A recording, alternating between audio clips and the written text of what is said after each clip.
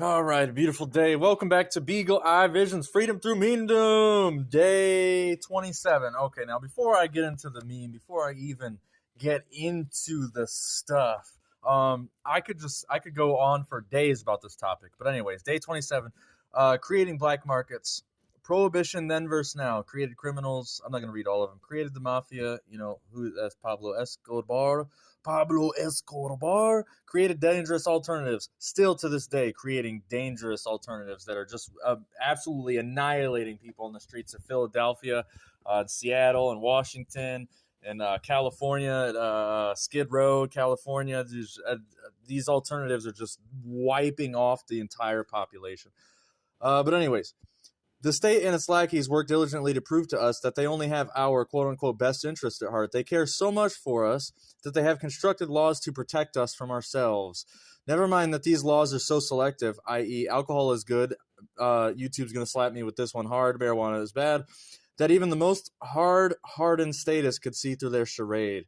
When the state decides that something people desire is harmful and needs to be regulated, a black market can develop to provide for the demand. Recent history has shown us that the void is filled by people that are forced to use violence to protect their businesses, not only from rival competition, but from the troops that the state puts on the streets in a war against the economy they've created.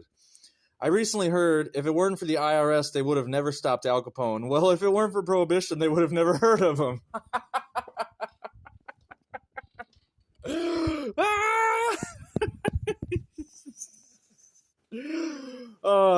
Oh my god, that one's hilarious. So true. Oh yeah, I already read that. Prohibition not only creates an underground market, but it also leads to issues with quality control. A huge problem. An acquaintance told me recently that a high school friend of his got a hold of some bad moonshine and was in the hospital suffering delusions.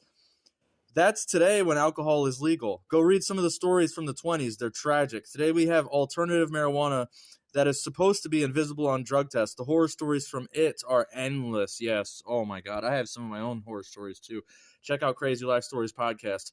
Prohibition by the state has proven to be more dangerous to life and liberty than any free market. And speaking of Crazy Life Stories, my friend Matt Bennett, he was on his lunch break and he got a ticket for consuming a plant at a park bench.